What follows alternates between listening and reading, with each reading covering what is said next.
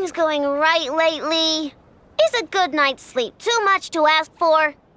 There, Aino. If nothing is going right, then nothing is the problem. And if nothing is the problem, everything is going to be all right. You really think so? You know, Ineffa, you've gotten a lot better at comforting people since you went away. I bet it's the Traveler's influence. I could not say, but thank you. Please get some rest. I will inspect these sorting robots for you. I'm gonna give each one a hit on the head with my wrench. I gotta see for myself which one is going haywire. Oh, Traveler! Paimon! It's you! Hi, Aino! Hi, Ineffa! It feels like it's been ages since I last saw you two. Or, wait, maybe not. I don't know. It's all a blur. Sorry. I didn't sleep too good last night. But anyway, seeing you makes me feel a bit better. I know. It appears my analysis was correct. Huh? You were getting upset over nothing, but now that the Traveler and Paimon are here, your mood has improved. Conclusion. Everything is going to be all right. Huh. Well, I can't fault that logic. Oh, what's the matter, Aino? You can tell us. Whatever's going on, we'll help you out. Oh, it's nothing major. People keep getting into fights around here, and last night they crashed right into my workshop. All the clinking and clanking makes it hard to sleep. Oh, sounds like the Clink-Clank Krumkake Craftshop is living up to its name. Oh, sorry, not the point. So, who are these people? They sound dangerous. Do not be alarmed. It's a group of treasure hoarders on the run after stealing from the Fatui. Treasure hoarders? Dipping into the Fatui's pockets? Wow, the Nod-Krai faction's pretty bold. Sorry, again, not the point. What matters is, disturbing people in the middle of the night is unacceptable. Yeah, before Ineffa came back, all I could do was hide in the workshop and curse them under my breath. But now, I can teach them a lesson. I already cleared them out last night. You will not be bothered again, Aino. You're the best, Ineffa. Wow, so problem solved, right? Well, the sleeping problem is solved, but now there's an issue with my prospector bots. They're supposed to sort out the useful treasure from the junk. Nice. Sounds impressive. No, not impressive. There's a traitor among them. Correct. The sorting bots delivered several items of no utility this morning. The ratio of useful to non-useful items suggests that one of the bots has malfunctioned. My bots don't just break down for no reason. You know what I think? It was sabotage. And it must have been one of those people from last night. And we'll find him and make him pay. Yeah! But first, I need to figure out which bot they messed with. How are you going to do that? By staring him down. You gotta put a little pressure on him and see which one starts to sweat. Okay, so psychological warfare? That works on robots? I don't know. If it doesn't work, I'll just drag them into a small room and interrogate them one by one.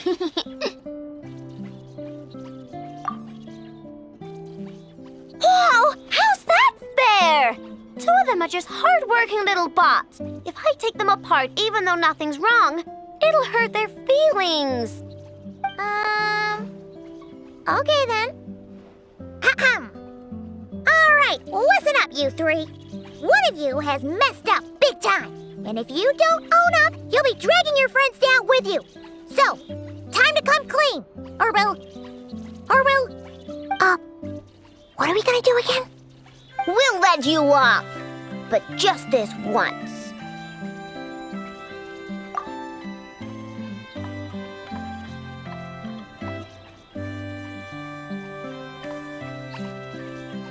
You stared them down all right, Traveler. Notice anything off? Yep, that's it. What did I say? A little psychological pressure does the trick. Come on, help me catch him.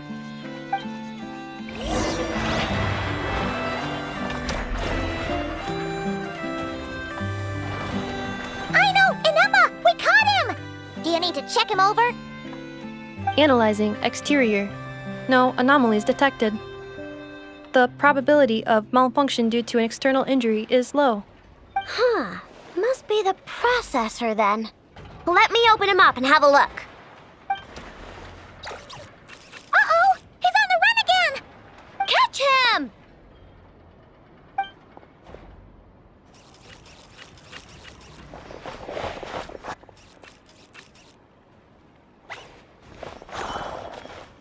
What? Is that him? How did he get so big? No, those are scrap sorting bots. It appears he can still connect to them. Okay, well now I'm getting curious. There's more going on here than a simple malfunction. But we need to catch him first. Try sucking him out.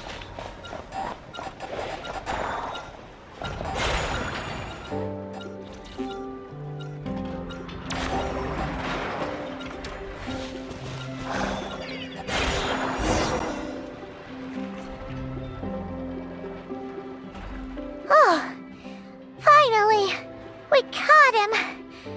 Man, what is going on with this bot? Wouldn't you like to know? Huh? You can talk? I know. Is he supposed to do that?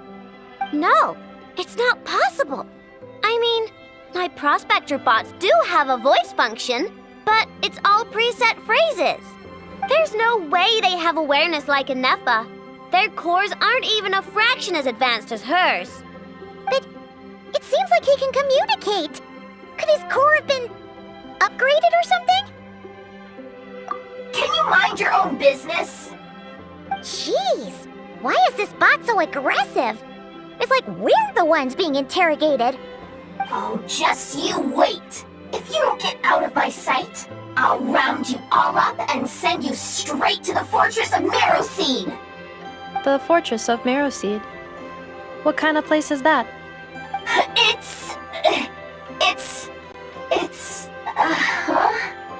What is it again? Marrowpeed. Yeah, that seems right. Would you stop with the personal questions? So intrusive. Leave a girl alone. Whoa, what do you mean, girl? You're a junk sorting robot. I'm a girl. Okay, well, I'm not sure what happened, but something is definitely wrong here.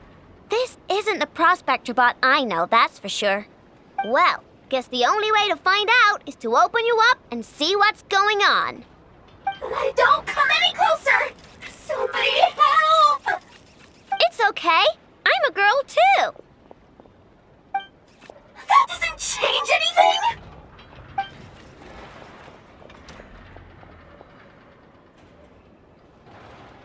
Apologies, Traveler in Paimon. Aino prefers to devote her full focus to solving problems. I believe she needs some time to get to the bottom of this issue. Perhaps it would be best to follow up tomorrow.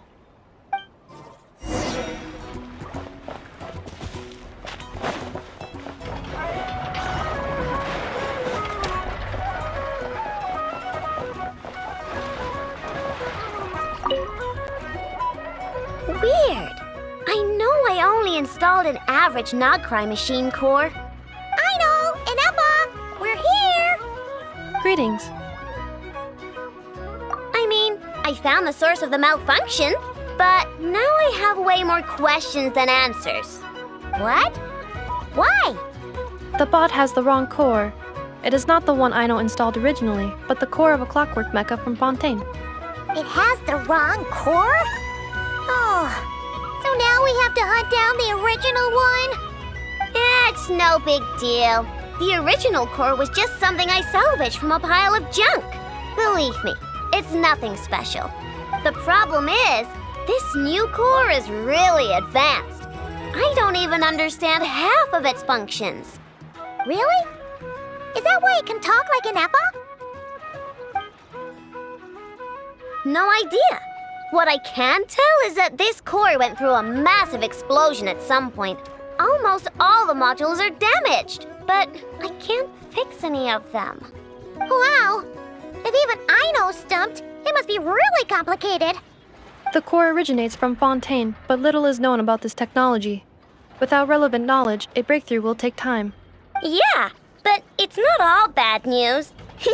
I managed to extract a useful bit of information from the data I could salvage. One word. Chard. Chard? Is that its name? I doubt it, but I'm sure it's important. It was stored in the deepest part of the core. That's the best protected part, which is why I was able to salvage something from there. The best protected part?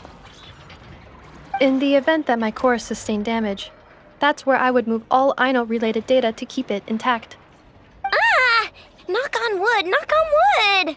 Your core is gonna be just fine, Ineffa. Don't jinx yourself like that. I was engaging in a hypothetical discussion. Doesn't matter, you still gotta say it. Say knock on wood. Knock on wood. Like that? Yeah! Whew, that was a close one. Huh? Anyway, I bet there's other data preserved deep in the core too. Otherwise, this thing wouldn't be able to talk. And I'm gonna extract it all. Here, data, come to Aino. Man, this core is so mysterious. But if it's so high-tech, how did it end up inside a random prospector bot?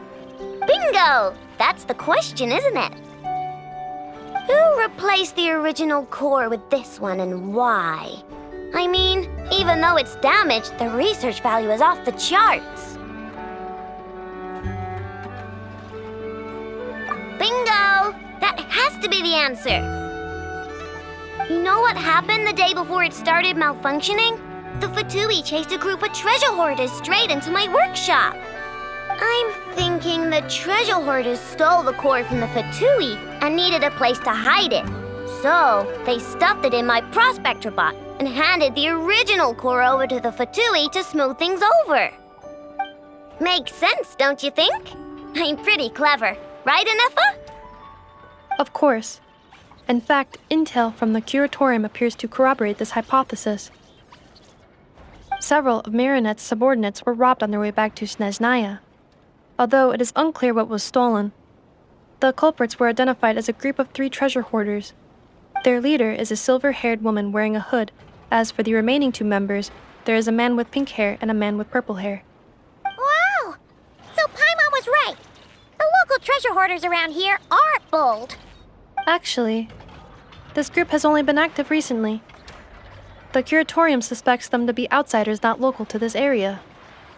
Who cares? Yehoda said they're just a bunch of small fry anyway. Yeah. If those treasure hoarders really did mean to hide the core in this bot, they're probably gonna come back for it. Let them come. If they're nice, I'll even share my Krumkakes with them. And if they're mean, Ineffa will give them a good old knuckle sandwich. And if they try to take back the core? I already thought of that. I'm just gonna hide it. Ineffa, can you get Little Chard and the others to come over here?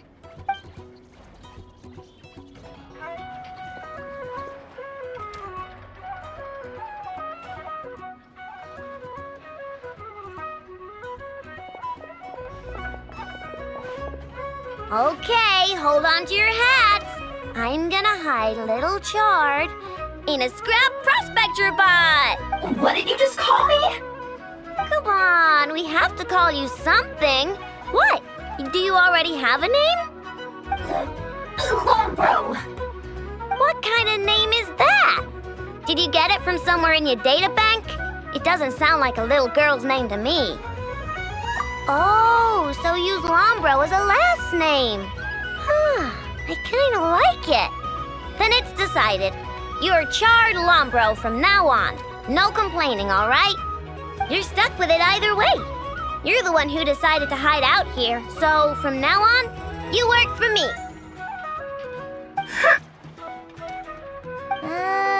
Don't think it likes the sound of that. Correction. This bot has no capacity to like or dislike something in its current state. Huh? Why? But because its core was destroyed 6 ways to Sunday. So, right now, its tone and mannerisms are all just a simulation of whatever data has been preserved. Like, remember how I found the word charred in the data? Well, if that refers to a person, then basically, little Chard is just imitating their way of speaking. Oh, so that's how it works. Anyway, we can figure all that out later. First, we need to make sure little Chard is hidden. Why don't you take the reins, Traveler? It's super cool. You'll see.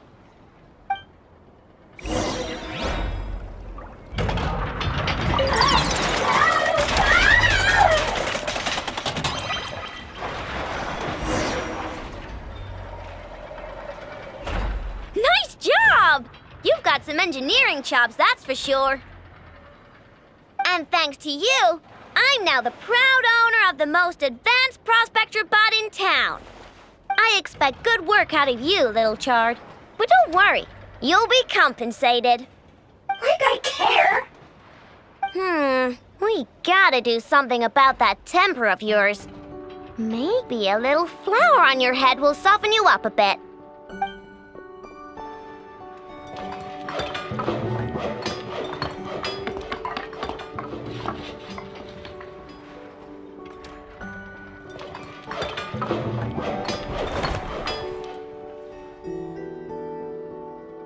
There, much cuter.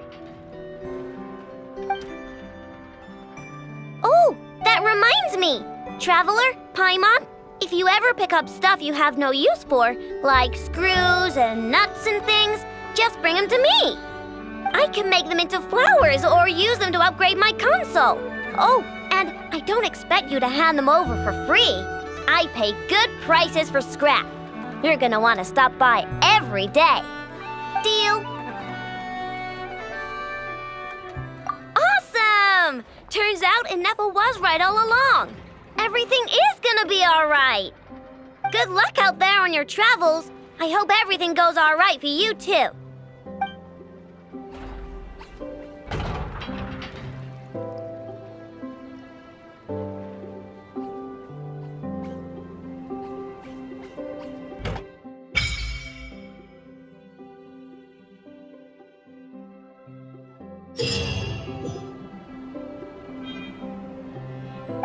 Save me.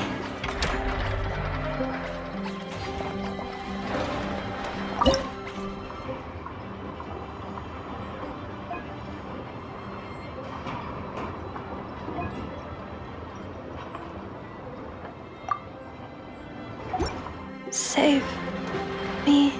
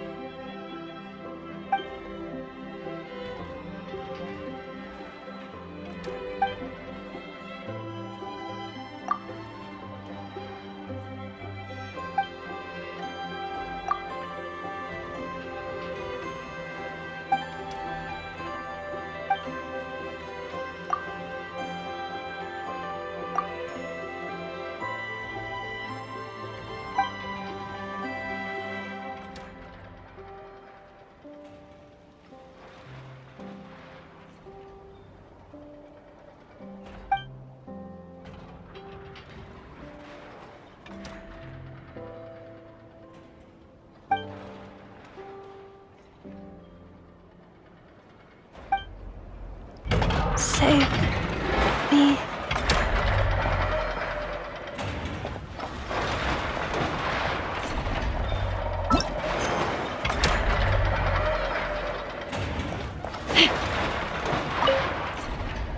Little Chard, I think you're getting smarter. You actually pick out useful treasures from the trash now. I'm 1,000 times smarter than you. Oops, I was wrong. It's your arrogance that's been skyrocketing. Maybe I should take that flower back. Looks like someone is getting a bit too big for their britches. I won't let you.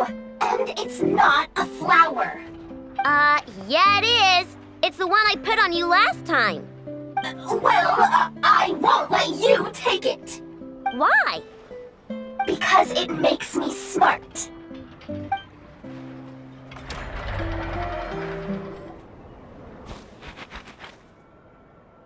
Yes, I'm sure you have very many friends indeed, but that's not the issue.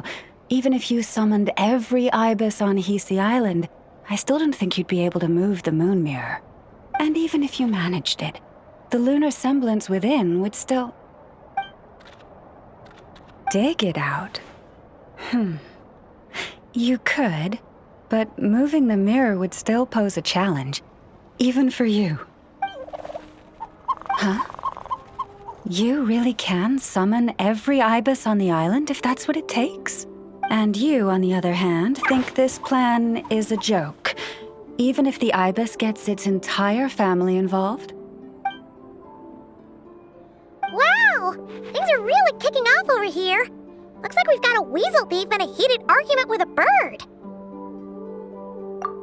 We're plotting and scheming, to be precise. I'm told we have to get all our ducks in a row before moving forward on this job. But my co-conspirators disagree quite strongly on the best approach. And they're not exactly being diplomatic about it. Choice words have been spoken. All right, I believe you. I'm sure you do have friends in high places. Although, where did you learn to speak like that? From a short girl with a metal arm and a hat. Oh, of course you can keep talking like that so long as you enjoy it. But be sensible around her, okay? Don't copy everything she does. I'm going to have a little chat with the Traveler and Paimon now, so be good and pipe down a little. Huh, it really did quiet down.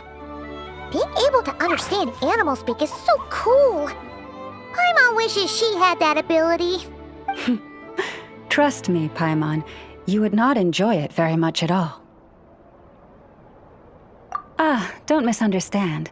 Nothing terrible would happen, and it doesn't drive you insane or anything like that.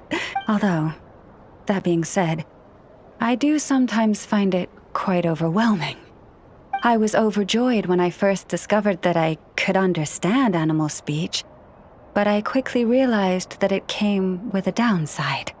This ability is always active, and I cannot control it. Oh. Yeah, that would be a problem. And if you can't control it, that means... Exactly. People say that listening to the bird song deep in the woods gives them a profound sense of peace and quiet that lifts their spirits. But no matter where I go, I can never find peace and quiet. When I stand in the forest, I hear the chatter of the wildcats, the rabbits, the rhyme-horned deer, the chic badgers, and the long-plume ibis. They argue loudly about who's to blame for damaging whose roost, or which part of the woods the best twigs come from. Alright. Guess talking to animals isn't all it's cracked up to be. Waking up to the sound of birds chirping is pretty nice, but replace that chirping with bickering, and suddenly it doesn't seem so appealing.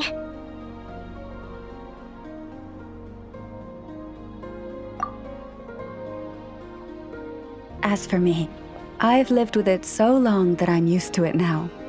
In fact, it would probably be quite an adjustment if I woke up one day and couldn't hear the finches discussing which cup in which house makes for the best bath.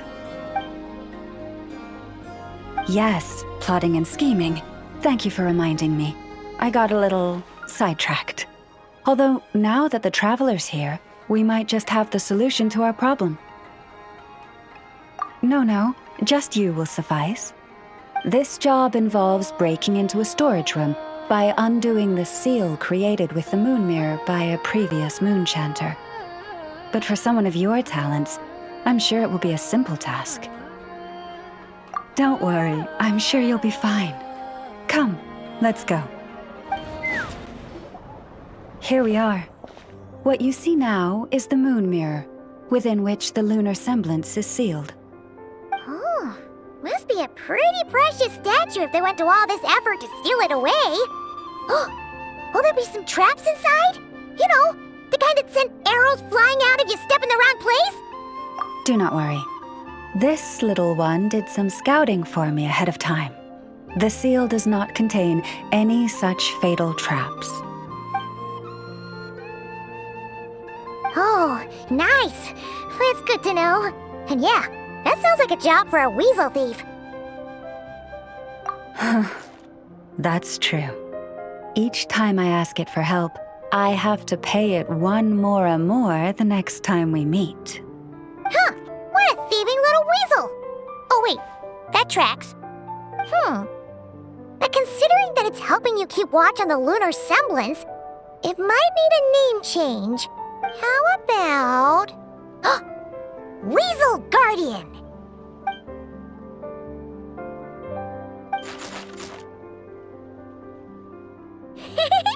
Can't catch Paimon! Paimon can fly!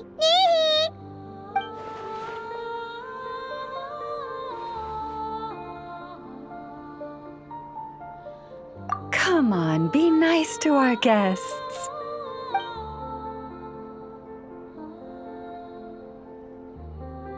To retrieve the lunar semblance, we need to activate pairs of mechanisms in 2 different locations. So it's a 2-person job. If you head over there and take the mechanism on that side, I'll take this side. That won't be a problem. I have eyes in the sky. It will keep me updated on where you are and which mechanism is in front of you. Don't worry. All you have to do is follow my instructions.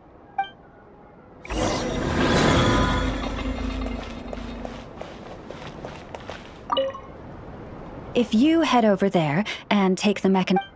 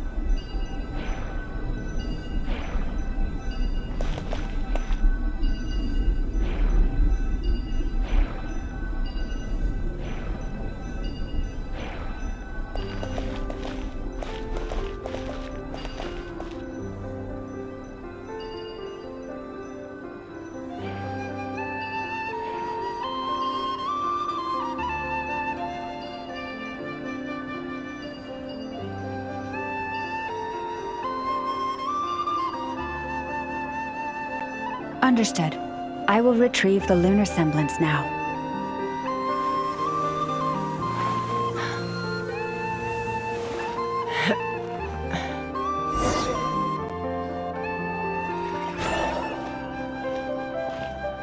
Wow!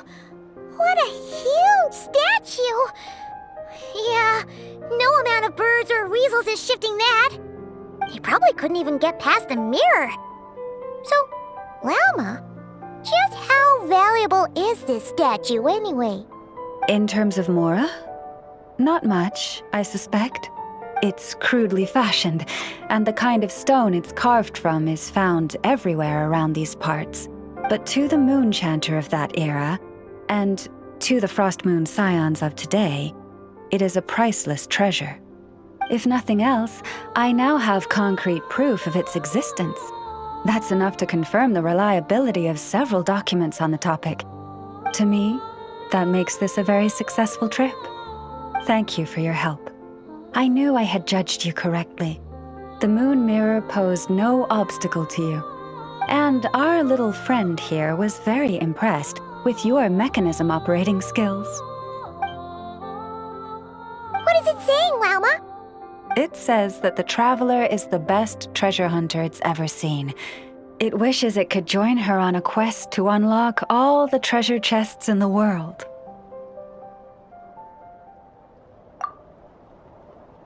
From now on, I'll call on you if I ever find a treasure chest I can't crack.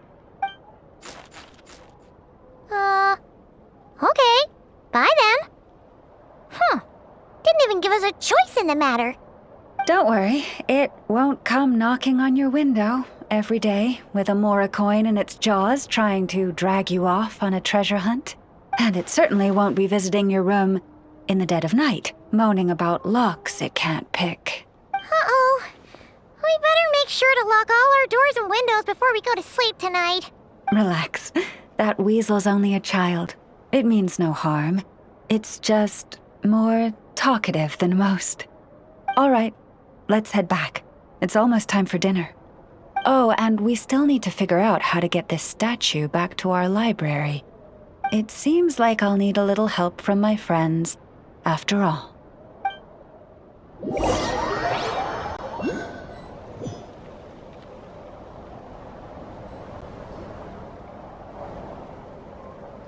Just here will do.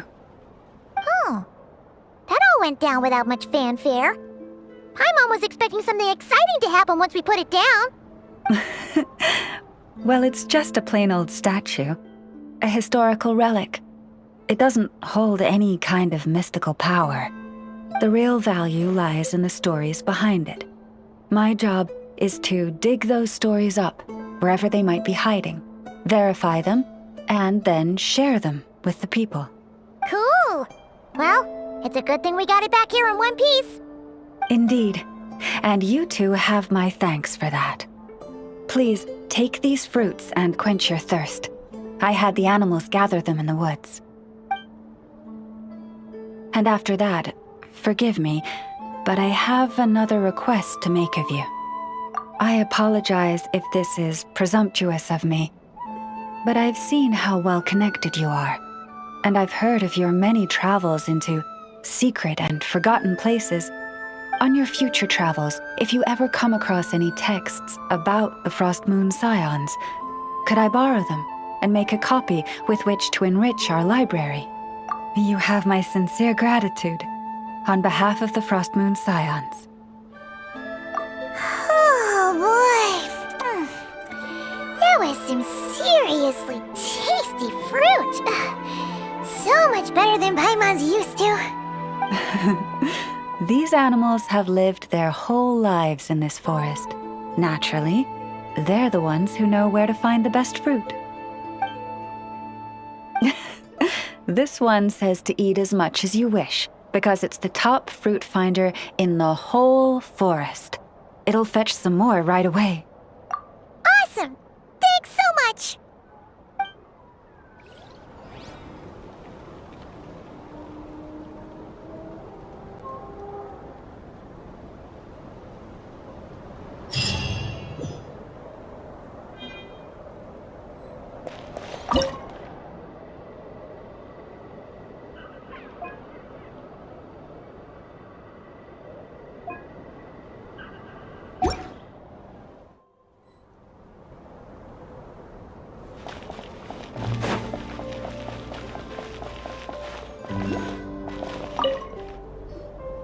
Hey, Lauma! We're here to visit!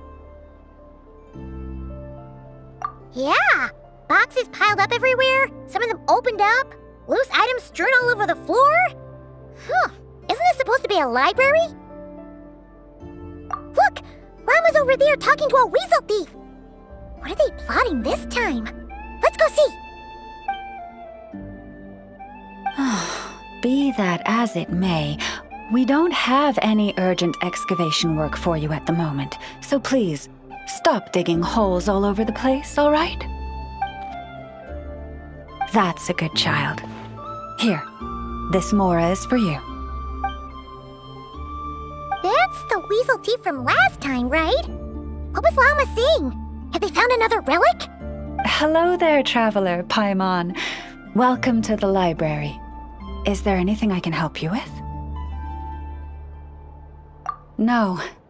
I was just giving the little one a bit of a stern warning.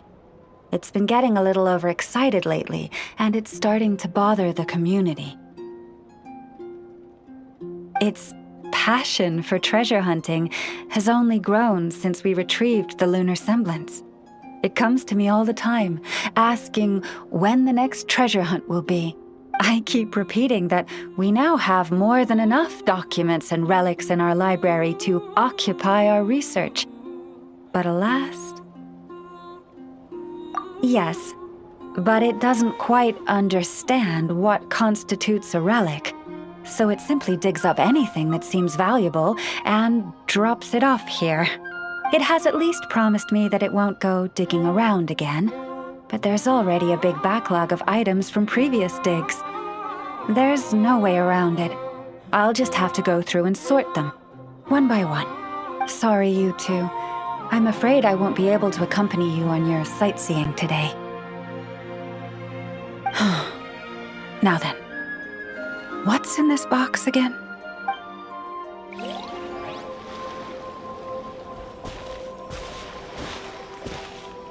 Oh, gloomy skies overhead. Oh, just like the last time we were here. The air's all icky and sticky and dark and damp. Whew, we didn't get a good look then. All Paimon remembers is that really tall tower. So, let's explore the area more fully this time. Wait, is that...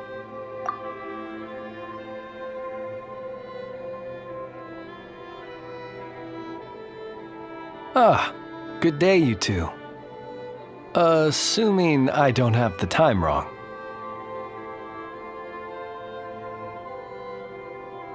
Then let us forego these niceties. It is always dark here in the final night cemetery. Time becomes somewhat meaningless. Phew! Well, it's good to see a familiar face. Especially in this darkness. Oof! It really gives you the heebie-jeebies! You needn't worry. This is my humble abode and the tomb of the Lightkeepers. And while somewhat dark, it is on the whole a safe place. That being said, I rarely receive visitors here, save for the occasional colleague. What brings you two here? Well, to be honest, we just wanted to see where you live. We were in such a rush last time, we didn't get to do a proper tour. I see. In that case, as guardian of the tombs here in the Final Night Cemetery, allow me to extend the warmest of welcomes to you both, on behalf of the spirits who slumber here eternally. Wait, do you mean there really are ghosts here? That is correct. As you may have noticed, this island is dotted with headstones. You might think of it as a veritable necropolis filled with souls. Isn't it? Not at all. If anything, this place just got scarier. Ah, apologies. It was meant merely as a gesture of the hospitality that you deserve as guests. We don't receive many visitors here, after all. That is correct.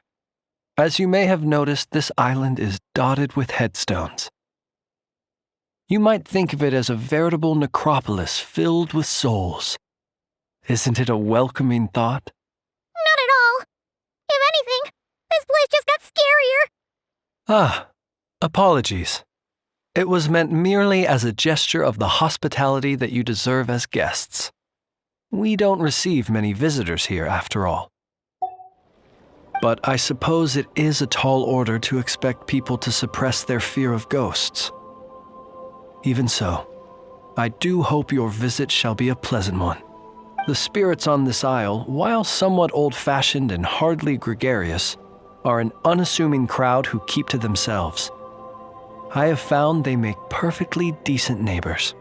If you still have misgivings, I can only suggest that you avoid staying outside where possible. The ghosts do not tend to set foot indoors very often, although that might render your sightseeing experience a little less riveting. Let me think. Most of the camps on this isle have been removed, and only the lighthouse remains, symbolizing the many battles the Lightkeepers have fought against the Wild Hunt. In that regard, it has quite a bit of historical value, and is thus well worth seeing. Yeah, that was the first thing we saw when we arrived.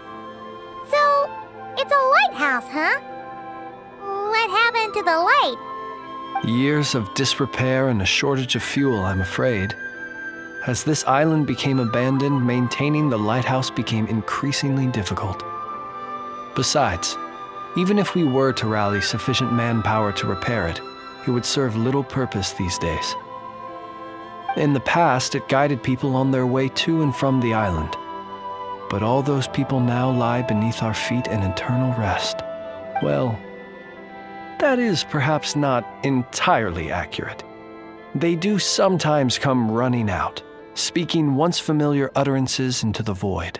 In which case, since you are not used to the darkness that shrouds this island, you could consider restoring the lighthouse to illuminate your way. I too know well the comfort that a distant ray of light can bring on those lone journeys through the cold night.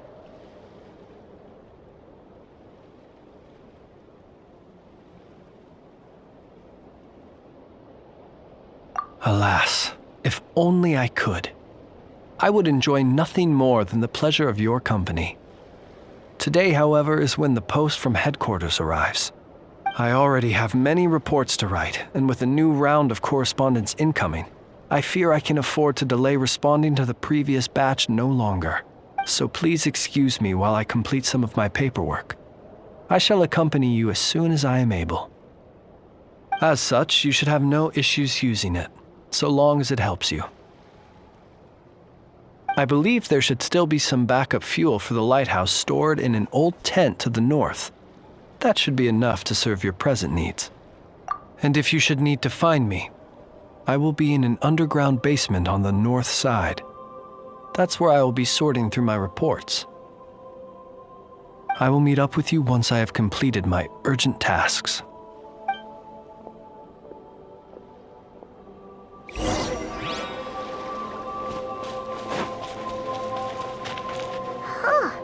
There really are a ton of headstones here on this isle. And they're all so old you can't make out the words on them at all.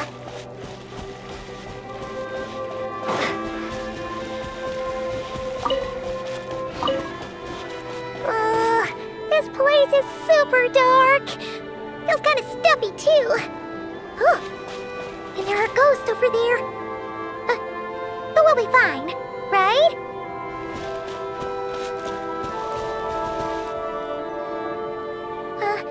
Either way, let's try not to get their attention. Let's just grab the fuel and go. The sky is so dark. I'm scared. They're staring at me. You sure took your time, didn't you? Come on, help me shift this fuel. It's almost time for our lighthouse shift. Miss, he mean...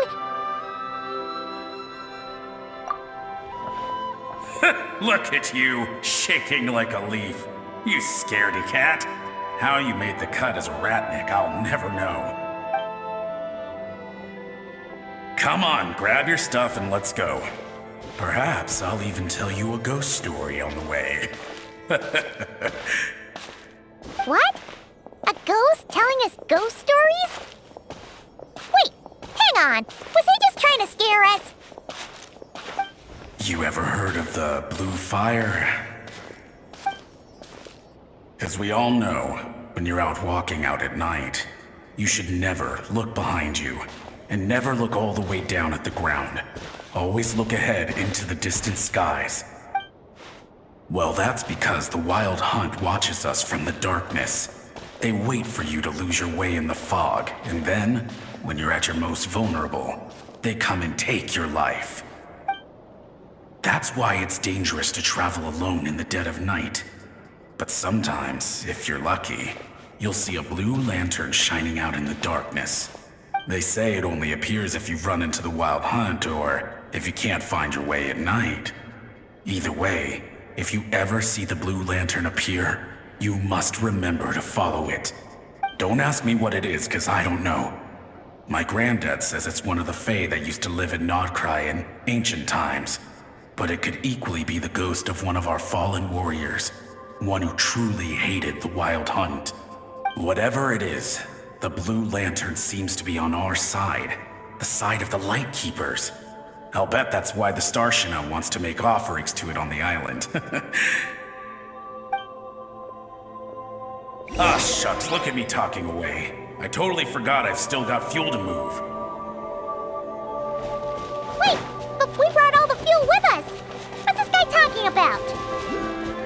All right, I'd better get back. See you later, scaredy cat. It's nearly time for my shift.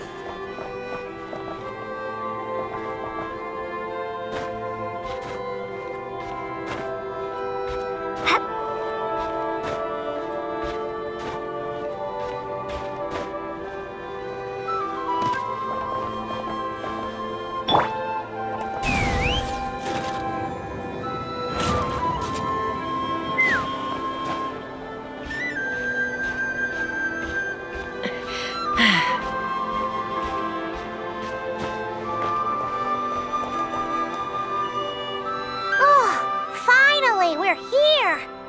Let's find where the fuel goes and pour it in.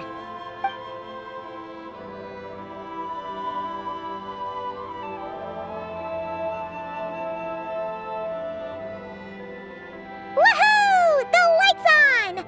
This should make things way easier. Now we can keep exploring.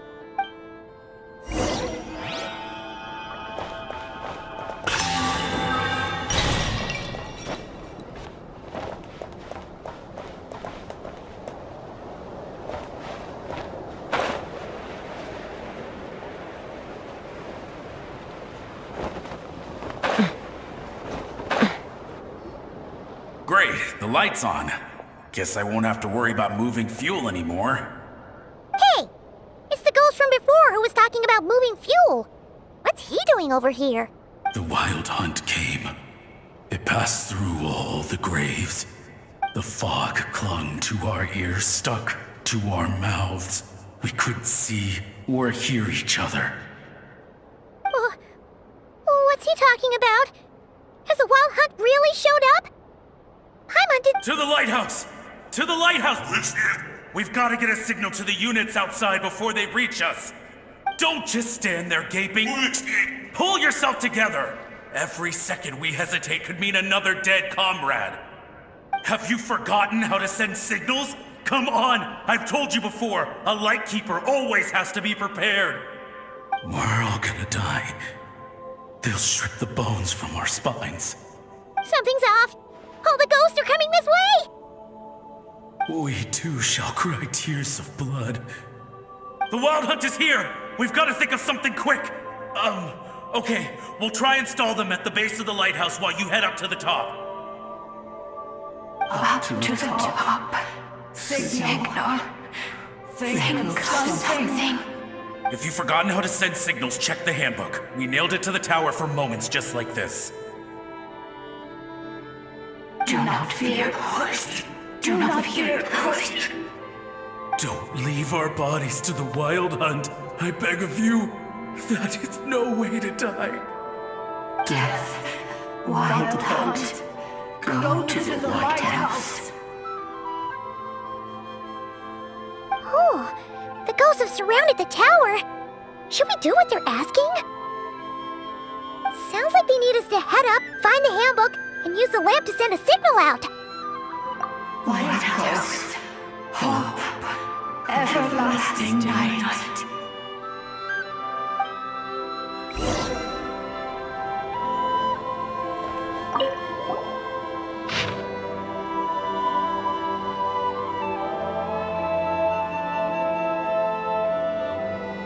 The handbook says that we've got to aim the lamp in the right direction, then control the brightness according to the signaling rules.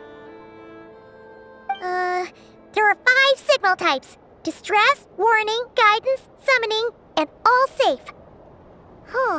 The part that describes the warning signal is illegible, so let's try one of the others.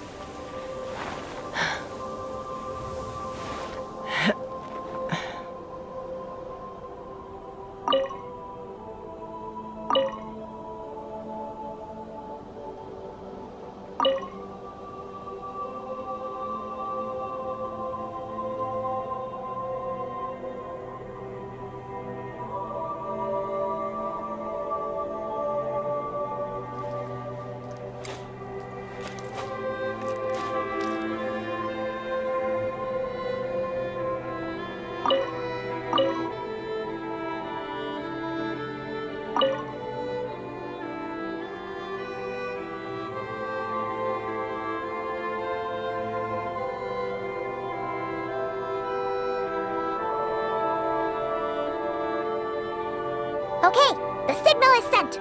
Let's go check on the ghosts.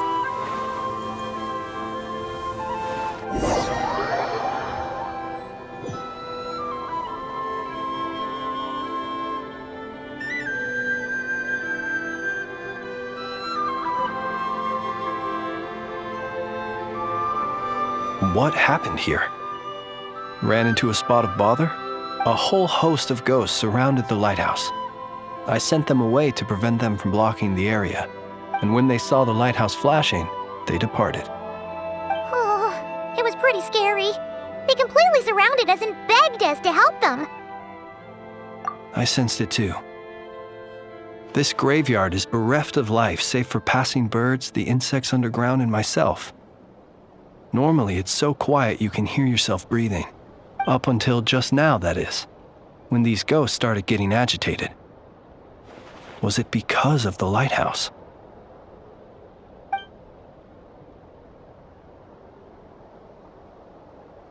They asked you to send a signal out. How peculiar.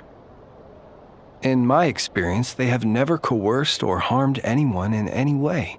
This can only mean that lighting the lighthouse has somehow caused a change in them. I must say, this is quite out of the ordinary. The ghosts here tend to stick to fixed areas and repeat words and phrases that meant something to them in life. But now, all eyes are on the lighthouse. They have a rather indistinct appearance, but when they fix their yearning strongly on a specific place, I can sense where their cold attention is directed. Consider it a natural talent of mine. As to the cause of this behavior, I do have a theory. Ghosts are the echoes of living souls, a portion of their thoughts and memories that, for certain reasons, fails to enter the ley lines at the moment of their death, and thus they linger on the surface. The ghosts in question were lightkeepers in life, and as such, I believe the lighthouse is deeply embedded in their memories, something they are instinctually drawn to. Relighting it must have stirred something in their memories, causing them to depart from their usual behavior. You might not be aware of this lighthouse's past, but it once served a great many functions. From guiding passing merchants and lightkeeper fleets, to reporting on the Wild Hunt's activity in the surrounding area. In the days before this was a graveyard, its light was never once extinguished. It came to symbolize the hope and warmth that the lightkeepers sought to bring to Nod-Krai. But alas, the light of this historic outpost was snuffed out in a conflict against the Wild Hunt several decades ago. According to our internal records, that conflict cost the island 90% of the troops stationed here. The Starshina of that time eventually decided to send a warning signal to the outside. Wait, a warning signal? So, they didn't use a distress signal and call for help? Indeed. The warning signal saved the nearby merchant fleets and patrolling lightkeeper ships. Without it, they likely would have been pulled into the fighting with little knowledge of the situation. But at the same time, this signal also cut the troops on the island off from any possibility of rescue. The Lightkeeper Oath contains a line that goes as such: "Our bones and blood we shall use as fuel.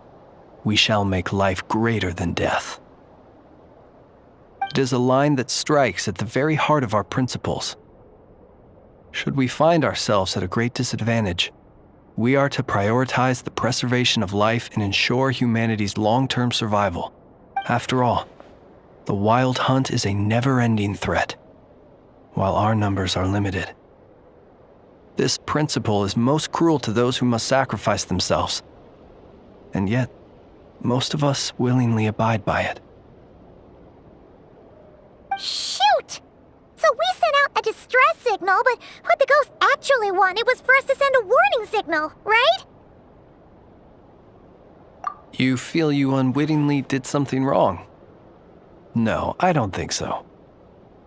Ghosts are but the memories of people that once were. You may have stirred up those memories, but that is all they are. Those to whom they once belonged are long gone. Still, I can see that you're concerned about them. And truthfully, so am I. If you wish to find them, just follow me. Ah, yes. And please do not be alarmed by anything strange we may encounter along the way.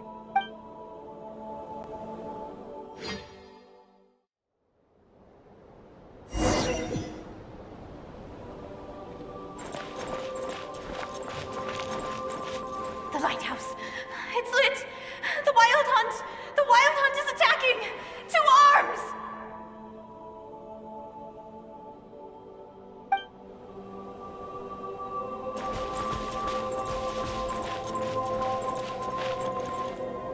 Look! Someone's put out a distress signal! Reinforcements will arrive from the sea soon! Hold steady, everyone! The coast then. But on which side?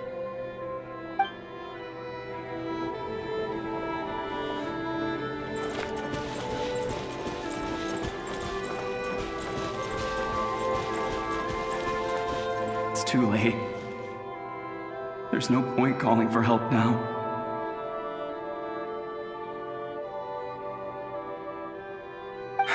Even if reinforcements from Pyramida do arrive from the north, they'll only end up as fodder for the wild hunt, just like us.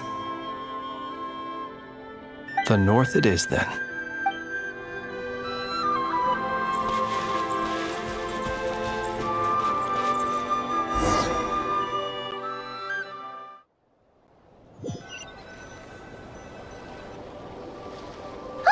Paimon sees them! They're all gathering on the beach! Had reinforcements arrived on the day of that battle, they would have landed here. You have to understand that ghosts are hard to reason with. A better way to communicate is to give them key information that might provoke some sort of a reaction. How about this? We'll go in together, but I'll handle the communication. After all, I am not only a lightkeeper myself, but also very accustomed to dealing with ghosts.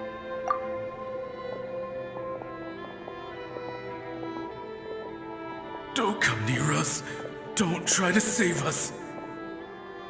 Help is on the way. The wild hunt is coming in too fast. There's no time. Let us stay here and take them down with us.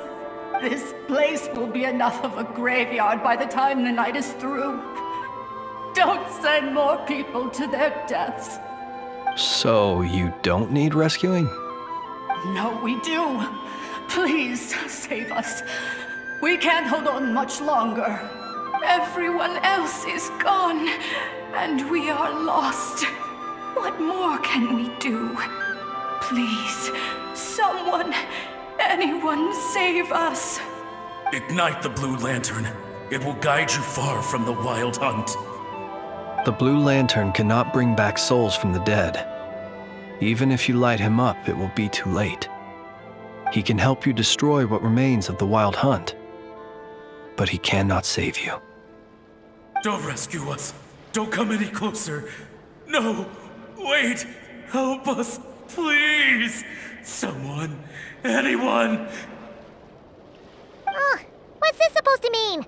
Do they want help or don't they? Those poor souls. On the one hand, they hoped that someone would send out a distress signal and save their lives. On the other, they did not wish to call in reinforcements only to send them to their deaths. And so they sought the help of the blue lantern spoken of in local legend. And indeed, one such lantern was still preserved on this island. That ought to have been their last hope in a time of desperate need. But to my great regret, it is of no use to them now. Will any other horrible things happen? They will recall the unfathomable suffering they experienced in their final moments. I will do what I can to comfort them. We shall part the snow curtain of the sky and blast the winter winds across the wasteland. We have sworn an oath, and so we must fight to the end. We cannot wait for them to come. We are the last ones. Pick up your weapon. We are the Light Keepers, who shine the eternal light of hope into the endless snow-swept plains. Wait! Flins! It seems like these ghosts have rallied. Again, they are but the replaying memories of once living people. It is not the ghosts who have rallied, but the Lightkeepers who fought to the bitter end. Viewing the world through human eyes is like looking into a kaleidoscope. It is so complex and yet so beautiful. The sorrow and reluctance in the face of death, the longing for a life of peace and stability, the surprising valor that wells up in the hour of despair. If it were up to you, traveler, would you wish to do something for them?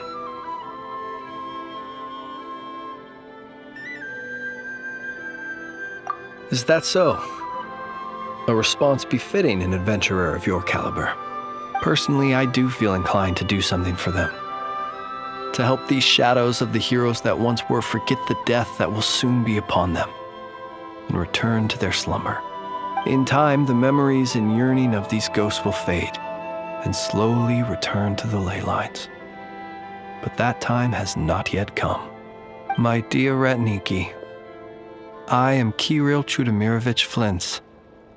Once upon a time, it was I who retrieved your fallen bodies from the battlefield. Now, let me once more lay you to rest, for you are worthy of my respect and earnest esteem. Look upon my flame and wander no longer.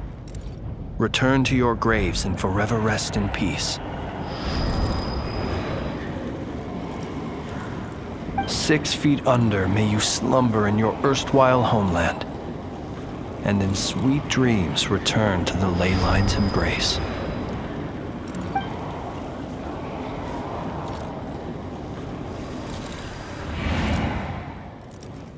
They're gone. Some of their memories and thoughts have been dispersed. The rest will later return to their usual state.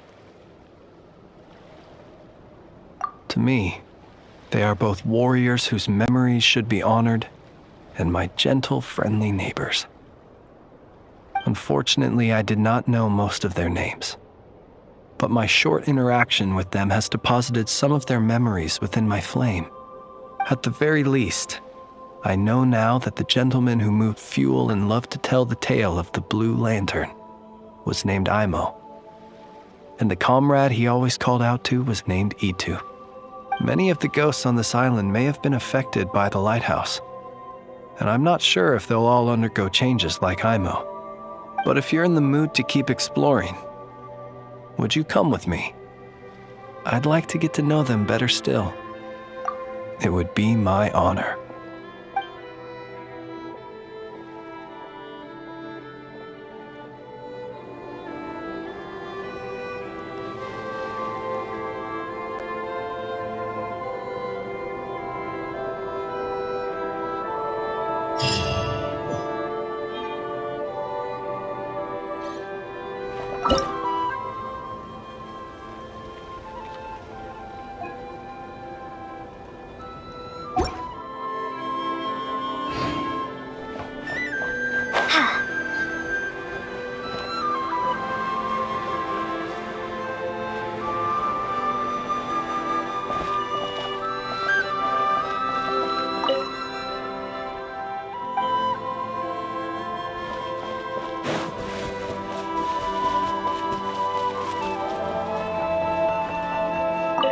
Gemstones reflect the light differently in different environments.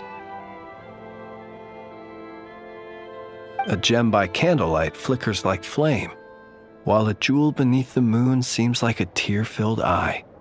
There are 1,000 forms to beauty, and gems are cut 1,000 ways. Such is the complexity of things both elegant and timeless. I'm in the habit of collecting these old gemstones. Some are even from other nations. Feel free to enjoy this collection whenever you please. Being as old as they are, they have lost some of their glow and appear a little turbid. They cannot compare with the brilliant luster of a newly cut stone. Do be careful when touching them, so as to not damage them. I've left most of them in their original casing.